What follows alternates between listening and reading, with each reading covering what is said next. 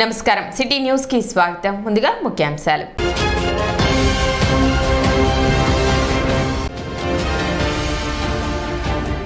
పట్టణంలో ఘనంగా మేడే వేడుకలు. కార్మికులకు మేడే శుభాకాంక్షలు తెలిపిన కూటమి అభ్యర్థి నాదెండ్ల మనోహర్.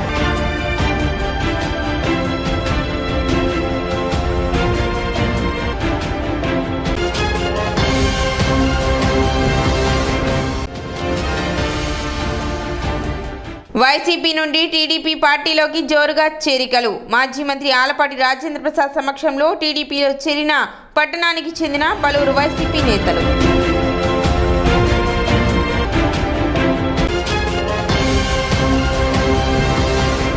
చంద్రబాబుతోనే ముస్లింల బంగారు భవిష్యత్తు అని మాజీ మంత్రి టీడీపీ సీనియర్ నాయకులు ఆలపాటి రాజేంద్ర ప్రసాద్ అన్నారు. బుధవారం స్థానిక టీడీపీ కార్యాలయంలో 31వ వార్డు ముస్లిం మైనార్టీలు మాజీ మంత్రి ఆలపాటి రాజేంద్ర ప్రసాద్ సమక్షంలో వైసీపీ నుండి టీడీపీలో చేరారు. ఆలపాటి వారికి పార్టీ కండువా కప్పి పార్టీలోకి ఆహ్వానించారు. ఈ సందర్భంగా ఆలపాటి మాట్లాడుతూ రాష్ట్రంలో ముస్లింలకు సరైన న్యాయం చేసేది ఒక టీడీపీ ప్రభుత్వమేనని గుర్తు చేస్తూ వచ్చేది కూటమి ప్రభుత్వమని మేనిఫెస్టో ప్రకారం ముస్లింలకు దక్కాల్సిన అన్ని ఖచ్చితంగా అమలు చేస్తామని హామీ ఇచ్చారు. షేక్ బాబావలి ఆధ్వర్యంలో కాజీబాబు, కాజావలి, మస్తాన్వలి, అన్వర్ బాషా, సంతని, మహబూబ్, జావీద్, బడే, రబ్బానీ, చోటు, ముజీఫ్, రఫీ, మెర్లా హనుమంతు, శివ, మెహ్రూన్, హసీనా, సాజియా, మోరింబి, నగీనా, బడేబాయ్ తదితరులు చేరగా పార్టీ నేతలు రజనీకాంత్, రావి తేజ, శ్రీను, రవి, కొమ్మూరి వెంకటేశ్వర్లు తదితరులు పాల్గొన్నారు. బాబావలి మరియు దాదాపు వాళ్ళకు సంబంధించినటువంటి వైసీపీ కార్యకర్తలందరినీ కూడా ఈ రోజున తెలుగుదేశం పార్టీలోకి జారాలి. చంద్రబాబు నాయుడు గారు అయితేనే రాజధానిని ఏర్పరచగలరు. రాజధాని అనేది ఉంటే పనులకి ఎలాంటి ఆటంకం లేకుండా అందరికీ పనులు కల్పించబడతాయి. అంతేకాకుండా ముస్లిం మైనార్టీలకి ఆ రోజున కార్పొరేషన్ ఏర్పరిచిన, ఆ కార్పొరేషన్ నుంచి నిధులు కేటాయించిన, అంతేకాకుండా నిన్నటి మేనిఫెస్టోలో విజయవాడలోనే హౌస్ని ఏర్పరుస్తామని చెప్పి హామీ, అంతేకాకుండా రంజాన్ తోఫాని తీసేసినందుకు నిరసనగా, అదేవిధంగా దుల్హన్ కార్యక్రమాన్ని నిబంధనలతో కూడి ఎన్నికల సందర్భంలో మేము ఇస్తున్నామని చెప్పి ప్రచారం నమ్మబుద్ధి కావట్లేదని చెప్పి చాలా స్పష్టంగా ఈ రోజున ముస్లిం మైనార్టీ సోదరులు ఈ రోజున వైసీపీ పాలన వల్ల, వైసీపీ ప్రభుత్వం వల్ల, వైసీపీ నాయకత్వం వల్ల మేము లబ్ధి పొందింది ఏదీ లేదు అనే భావన చాలా స్పష్టంగా కనపడతా ఉంది. అదే ఉద్దేశంతో ఈ రోజున వీరందరూ కూడా పార్టీలోకి చేరినందుకు వారిని హృదయపూర్వకంగా ఆహ్వానించడమే కాకుండా ఈ పార్టీ ఖచ్చితంగా తెలుగుదేశం పార్టీ ప్రభుత్వంలోకి వస్తుంది. తెనాలి నియోజకవర్గం సిపిఐ పార్టీ ఆధ్వర్యంలో 138వ మేడే దినోత్సవం వేడుకలను ఘనంగా నిర్వహించారు. తెనాలి పట్టణ సిపిఐ పార్టీ కార్యదర్శి మదినేని కిరణ్ బాబు అధ్యక్షతన గాంధీనగర్ సిపిఐ కార్యాలయం, అదేవిధంగా ఏఐటియుసి ఆధ్వర్యంలో చెంచిపేటలోని కరెంట్ ఆఫీస్ వద్ద AP workers and staff union ఆధ్వర్యంలో నిర్వహించడం జరిగింది. ఈ సందర్భంగా ఏఐటియుసి నాయకుడు గురుబ్రహ్మ మాట్లాడుతూ కులాలకు, మతాలకు అతీతంగా ప్రపంచ కార్మిక వర్గం యావత్తు నిర్వహించుకునే అతిపెద్ద పండుగ మేడే అని, 8 గంటల పని విధానం కొరకు చికాగో నగరంలో జరిపిన పోరాటంలో అనేక మంది నాటి ప్రభుత్వాల పోలీసు యంత్రాంగాల దాడిలో ప్రాణ త్యాగాలు చేసిన వారిని స్మరించుకోవడమే మేడే అని, రాష్ట్ర కేంద్ర ప్రభుత్వాలు మరోసారి 8 గంటల పని విధానాన్ని తొంగల తొక్కి 12 గంటల పని విధానాన్ని తీసుకొచ్చి కార్మికులను కార్పొరేట్ సంస్థలకు తొత్తులుగా మార్చేటటువంటి ప్రయత్నం చేస్తున్నారని వారు విమర్శించారు. అందులో భాగంగా మరి ఎన్నో కార్మికుల యొక్క చట్టాలను అనేది మరి ఉంటే ఈరోజు 4 నల్ల చట్టాలను అనేది తీసుకొచ్చి కార్మికులందరినీ కూడా అణగదొక్కే విధంగా, శ్రమ దోపిడీ చేసే విధంగా మరి ఈ విధంగా జరుగుతూ ఉంది. దానికి కారణం కూడా కార్మికుల్లో ఇప్పుడు ఉన్నటువంటి పరిస్థితి చూస్తున్నట్లయితే కార్మికుల్లో కూడా ఐక్యత లోపించింది. ఆ లోపాన్ని పసిగట్టినటువంటి వివిధ రంగాల్లో ఉన్నటువంటి యాజమాన్యం మొత్తం కూడా మరి అణగదొక్కే దిశగా ప్రయాణం చేస్తుందని చెప్పేసి ఈ సందర్భంగా కార్మికులందరూ కూడా మరి గమనించి అందరూ కూడా ఐకమత్యంతో మరి ప్రయాణం చేస్తే మరి మనకున్నటువంటి హక్కులు సాధించుకునే అవకాశం ఉంటుందని చెప్పేసి ఈ సందర్భంగా తెలియజేస్తూ కార్యక్రమంలో తెనాలి నియోజకవర్గ సిపిఐ పార్టీ కార్యదర్శి చిరుకుమల్లి సింగారావు, తెనాలి పట్టణ పార్టీ కార్యదర్శి మద్దినేని కిరణ్ బాబు, ఏఐఎస్ఎఫ్ జిల్లా అధ్యక్షుడు పాసం వెంకటేష్, కొల్లిపర మండల సిపిఐ పార్టీ కార్యదర్శి తుంగ బాలస్వామి, ఎస్టీయు నాయకులు కనపత్తి బెనహర్, సిపిఐ పార్టీ నాయకులు బొల్లిముంత కృష్ణ, పరుచూరి వెంకటేశ్వరరావు, కొత్త శశికిరణ్, అన్న వెంకటస్వామి, ఏఐవైఎఫ్ పట్టణ కార్యదర్శి రాజేష్ బిల్లా, ఏఐఎస్ఎఫ్ నాయకులు గండు శివ, యశ్వంత్, పవన్, ఏఐటియుసి నాయకులు, కార్మికులు, కర్షకులు తదితరులు పాల్గొన్నారు. 138వ మేడో ఉత్సవాన్ని ఈరోజు ఘనంగా జరుపుతున్నారు. ప్రపంచంలో అన్ని నగరాల్లో, పట్టణాల్లో, పేటల్లో ఉద్యోగ కార్మికులు, మేధావులంతా కూడా మేడే పతాకాన్ని ఆవిష్కరించి ఇవాళ ఘనంగా జరుగుతున్నాయి.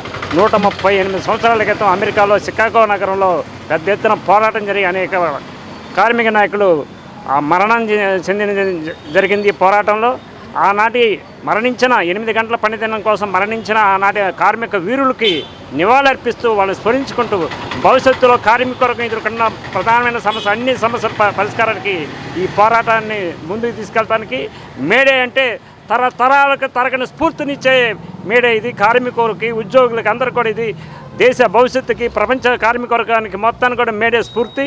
ఈ మేడేని ఘనంగా జరుపుకుంటున్నాం.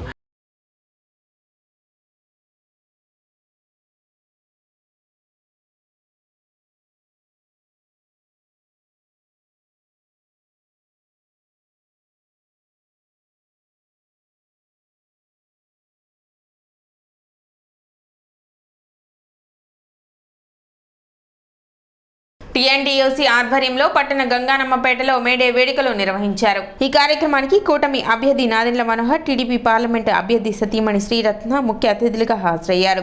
ఈ సందర్భంగా టీఎన్టీయూసీ మరియు ఏఐటీయూసీ జెండాలను ఆవిష్కరించారు. అనంతరం జరిగిన సభకు కన్నెగంటి మురళి అధ్యక్షత వహించారు. నాదెండ్ల మనోహర్, శ్రీరత్నలు సభలో ప్రసంగించారు. రానున్న రోజుల్లో కూటమి ప్రభుత్వం ఏర్పాటు అయ్యాక కార్మికుల సంక్షేమానికి కృషి చేస్తామని తెలిపారు. ముఠా కార్మికులకు జట్టి సాంబశివరావు, గుమ్మడి సీతారామయ్య చేసిన సేవలను కొనసాగిస్తామని చెప్పారు. మీరు చేసే ప్రతిరోజు పనిలో మీకు ఆ సమయం దొరకదు. మీ సమస్యల గురించి మాట్లాడుకునే సమయం కూడా మీకు దొరకదు. పట్టించుకునే నాయకులు మీకు ఉంటేనే ఆ విధంగా జరగాల్సిన కొన్ని పనులు మీకు జరిగిపోవాలి. రేషన్ కార్డుల విషయంలో కానివ్వండి, ఇళ్ల స్థలాల విషయంలో కానివ్వండి, సంక్షేమ పథకాల విషయంలో కానివ్వండి, మీరు కూలి వదులుకొని మీరు పనులు మానుకొని మీరు ఎక్కడికి వచ్చి తహసీల్దార్ ఆఫీస్ చుట్టూ తిరగడమో, ఎమ్మెల్యే ఆఫీస్ చుట్టూ తిరగడమో అది సాధ్యమయ్యే పనులు కాదు. సో దాన్ని మనం అధిగమించుకొని నిజాయితీగా పరిపాలించినప్పుడు, ప్రతి ఒక్కరిని మనం ఒక సోదర భావంతో చూసినప్పుడు, మీ సమస్యల కోసం మీ నాయకత్వం ఏ విధంగా గతంలో నిలబడ్డారో నేను నిజంగా ఈరోజు కోరుతున్నాను. నేను మురళి గారిని, రేణుక గారిని, పిన్నారావు గారిని, ఇక్కడ ఉన్న పెద్దలు ఎవరైతే ట్రేడ్ యూనియన్లో ఇన్వాల్వ్ అయ్యారో, పిన్నారావు గారుగా చాలా క్షేత్రస్థాయిలో చాలా పనిచేస్తారు పిన్నారావు. సో ఆ విధమైన భావాలు ఉన్న వ్యక్తులు దయచేసి మీరు వాళ్ళ మనోభావాలు అర్థం చేసుకుని వాళ్ళకి శ్రమ ఇక్కడ కూడా మనం కల్పించకుండా, నేను మాటిస్తున్నా మీకు రేపటి రోజున పెమ్మసాని చంద్రశేఖర్ గారు కానీ నేను కానీ 100% అవినీతి లేకుండా ఎక్కడ కూడా నిజాయితీగా మీకు అందించాల్సిన ప్రతి సహాయ కార్యక్రమాల్లో మేము మీకు తరఫున నిలబడతాం. అది మీకు మా బాధ్యతగా నేను మీకు చెప్తున్నాను. ఆ విషయం వాళ్ళ ప్రాంతాన్ని వదులుకొని ఇక్కడికి వచ్చారో వాళ్ళకి రేషన్ కార్డులు ఇప్పించే విధంగా, వాళ్ళు కూడా ఇక్కడ స్థిరపడే విధంగా, ఎందుకంటే వాళ్ళ బిడ్డలందరూ కూడా ఇక్కడ చదువుకుంటున్నారు. సో వాళ్ళు స్థిరపడే విధంగా ఇక్కడ ఉన్న సహాయ సహకారాలు అన్నీ అందించే విధంగా మేము నిలబడతాం. మన ప్రభుత్వం, మన ప్రజలు, మన సమాజం మీకోసం మంచి జరగాలని కోరుకునే వ్యక్తుల్ని మీరు దయచేసి గుర్తించండి. ఎవరైతే కేవలం ఒక ఎన్నికల కోసం వచ్చి వెళ్తారో అది మాత్రం మీరు ఖచ్చితంగా వాళ్ళని దూరం పెట్టాలి. ఇది మోసపూరితమైన కొన్ని నిర్ణయాలు, ఉపన్యాసాలు ఇచ్చేసుకుని స్థానికంగానే ఉంటా అని చెప్పి ఏ విధంగా మీ అందరికీ ఉపయోగపడ్డారో మీరు ఒకసారి అర్థం చేసుకోవాలి. నిజంగానే మీకు స్థానికంగా ఉన్న వ్యక్తి లోకల్ అన్నంత మాత్రాన మన జీవితాల్లో ఎక్కడైనా మార్పు వచ్చిందా చెప్పండి, ఒకసారి అర్థం చేసుకోండి. ఎక్కడైనా ఏ ఒక్కరి దగ్గర జీవితాల్లో మార్పు వచ్చిందా చెప్పండి. కార్యక్రమంలో తాడిపైన హరిప్రసాద్, జెడ్పీ రేణుక, కన్నెగంటి మురళి, కౌన్సిలర్ అడిసిమల్లి వెంకటేశ్వరరావు, బ్రహ్మేశ్వరరావు, చెరుకుమల్లి సింగారావు, పెండ్యాల సుబ్బారావు, ముఠా కార్మిక నాయకులు నర్రా సాంబయ్య, శేషగిరిరావు, పలువురు ముఠా కార్మికులు పాల్గొన్నారు.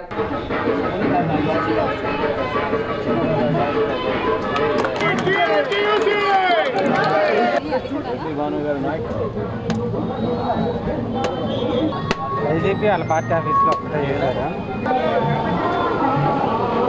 జోహార్ జట్టి భానుప్రసాద్ గారు, జోహార్ జట్టి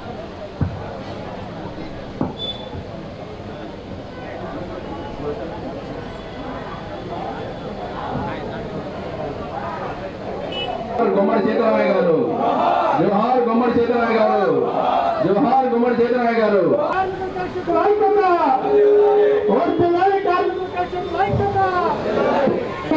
కార్మిక కర్షకుల ఐక్యత,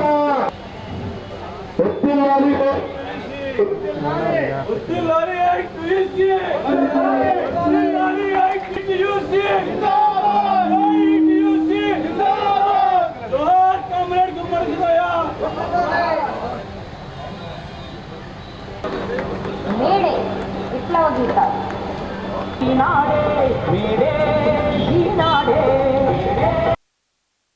కార్మికులు ఒక పెయింటర్ ఉన్నారనుకోండి, వాళ్ళు చేస్తున్న పనిలో వాళ్ళు ఇంకా పైకి రావాలి అంటే ఒకే విధమైన పెయింటింగ్ విధానం చేసుకుంటూ జీవితాంతం గడిపితే అవ్వదు, ప్రపంచం మారుతుంది. సో అలాంటి విషయాల్లో వాళ్ళకి స్కిల్ డెవలప్మెంట్ అంటారు, అంటే వారి పనితనానికి మెరుగుపరిచే కార్యక్రమాలు జరగాలి. అంటే ఉచితంగా అలాంటి శిక్షణా శిబిరాలు ఉండాలి. కార్మికులకి చేయగలిగే వాళ్ళు చేసే పనులు, చేతి వృత్తులు కానీ ఏదైనా ఒక పొలం పనుల్లో కలుపు తీసే టెక్నిక్స్ కానీ ఎక్కడైనా సరే ప్రభుత్వం తరఫున ఉచిత శిక్షణ రావాలి. సో అలా చేయగలగాలి ప్రభుత్వం తరఫున. అలాగే వాళ్ళ జీతాలు పెరగాలి. ఇప్పుడున్న రేట్లు ఇలాంటివి చూస్తుంటే ఆ ఉన్న జీతంతో వాళ్ళు చేయలేరు. సో కొంచెం అది ఎవరైనా సరే ఉన్నవాళ్ళైనా ₹1 ఎక్కువ ఇచ్చైనా మనం వేరే చోట్ల దాన ధర్మాలు గుళ్ళకి చేయొచ్చు. మనకి పనిచేసే వాళ్ళకి కూడా ఇస్తే అది కూడా ఒక భరోసా ఇస్తుంది వాళ్ళకి. రెండవది సమాజం, ఇది చాలా ముఖ్యమైనదండి.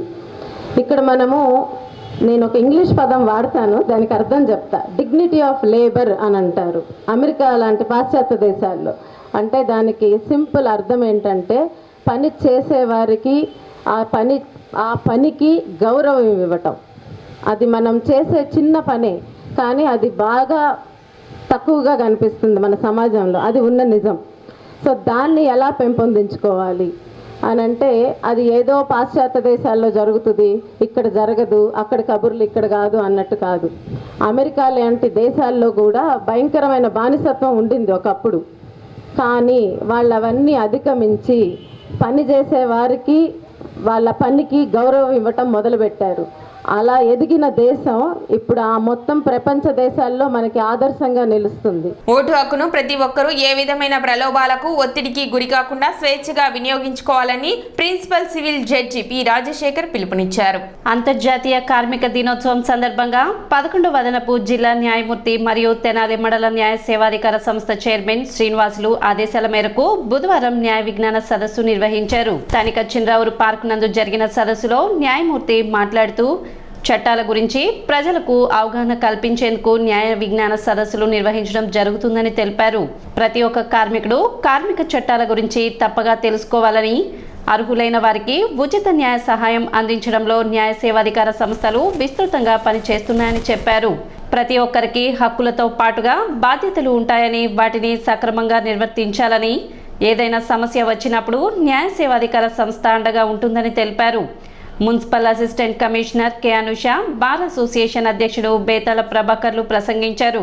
1987 సంవత్సరంలో లీగల్ సర్వీసెస్ అథారిటీస్ యాక్ట్, న్యాయ సేవల సంస్థల చట్టం అన్న దాన్ని ఒకదాన్ని తీసుకురావడం జరిగింది.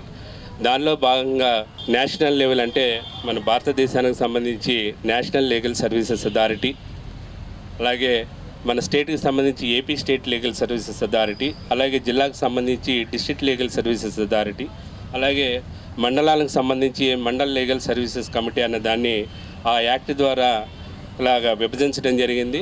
అదేవిధంగా మన తెనాలి మండలానికి వచ్చేటప్పటికి మనకు 11th ADJ గారు డి శ్రీనివాసులు గారు మండల్ లీగల్ సర్వీసెస్ కమిటీ చైర్మన్గా వ్యవహరిస్తారు. పారిశ్రామిక కార్మికులు కూడా ఉచిత న్యాయ సహాయాన్ని పొందవచ్చు. ఎవరైతే ఉచిత న్యాయ సహాయాన్ని అలాగే వారి యొక్క సమస్యలని తెలియజేసుకోవాలనుకున్నారో వారు మండల్ లీగల్ సర్వీసెస్ కమిటీకి వచ్చి వారి యొక్క ఏదైతే పరిష్కారాన్ని కోరుకుంటున్నారో వాళ్ళు ఒక ఎఫిడవిట్ ద్వారా ఆ మండల్ లీగల్ సర్వీసెస్ కమిటీకి ఇస్తే వారు దానికి బాధ్యులైన వారిని ఎవరైతే వాళ్ళని పిలిపించి మీకు అక్కడికక్కడ న్యాయం చేయడం జరుగుతుంది. కార్యక్రమంలో మున్సిపల్ శానిటరీ ఇన్స్పెక్టర్లు, పారిశుద్ధ్య కార్మికులు, 1 టౌన్ పోలీసులు, ఎర్రంశెట్టి అనిల్ కుమార్, న్యాయ సేవాధికార సంస్థ సిబ్బంది షేక్ మహబూబ్, విజయ్ తదితరులు పాల్గొన్నారు. ముఖ్యంగా ఈ యొక్క కార్మిక చట్టాలు, హక్కులు ఇవన్నీ కూడా మన భారత రాజ్యాంగం నుండే పెంపొందించుకున్నాం. ఈ యొక్క కార్మిక చట్టాలు మనకి ప్రతి ఒక్క కార్మికుడికి ఇన్ని గంటలు పనిచేయాలి, ఇన్ని గంటలు రోజుకొచ్చి ఇన్ని గంటలు, నెలకొచ్చి ఇన్ని గంటలు అని, వాస్తవంగా అయితే 40 గంటలు వారానికి, 9 గంటలు వచ్చి రోజుకి అని నిర్దేశించబడ్డారు. అలాగే కొన్ని యాక్ట్స్ మనకి ఈ మినిమం వేజెస్ యాక్ట్, ఇంత శాలరీస్ ఇవ్వాలి, లేడీస్కి ఇటువంటి వసతులు కల్పించాలి, లేడీస్ సమయంలో వాళ్ళకి ఎటువంటి సెలవులు ఇవ్వాలి, వాళ్ళ పిల్లలకి ఎటువంటి ఇవ్వాలి, అన్నీ కూడా ఈ చట్టాల్లో రూపొందించబడ్డాయి.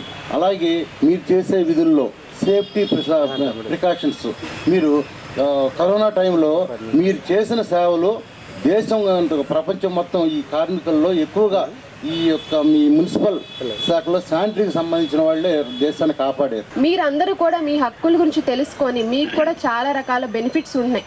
పిఎఫ్ కానీ ఈఎస్ఐ ఉందని తెలుసు మీ అందరికీ. అలాగే ప్రెగ్నెంట్ లేడీస్ కిందాక సార్ చెప్పినట్టు మెటర్నిటీ బెనిఫిట్స్ ఉన్నాయి. అలాగే పర్మనెంట్ వర్కర్స్ అయితే మీకు రిటైర్మెంట్ బెనిఫిట్స్ ఉంటాయి. మీ తర్వాత కంపాషనేట్ గ్రౌండ్స్ అంటే మీ తర్వాత మీ పిల్లల్ని కూడా అపాయింట్ చేసే ఫెసిలిటీస్ ఉంటాయి. వీటన్నిటి గురించి మీకు అవగాహన కలిగి ఉండడం వల్ల మేము ఎక్కడైనా ల్యాబ్స్ చేస్తే, అంటే మేము ఎక్కడైనా ఫెయిల్ అయితే, అధికారపరంగా మేము ఎక్కడైనా ఫెయిల్ అయితే దానికోసం మీకు ఫైట్ చేయడానికి అవకాశం ఉంటుంది. డైరెక్ట్గా మాతో ఫైట్ చేయొచ్చు, లేకపోతే ఇప్పుడు వీళ్ళ సార్ వాళ్ళందరూ చెప్తున్నట్టు డైరెక్ట్గా న్యాయస్థానాన్ని ఆశ్రయించి కూడా మీ హక్కులను ఫైట్ చేయగలుగుతారు. ఇప్పుడు ఒక చిన్న విరామం.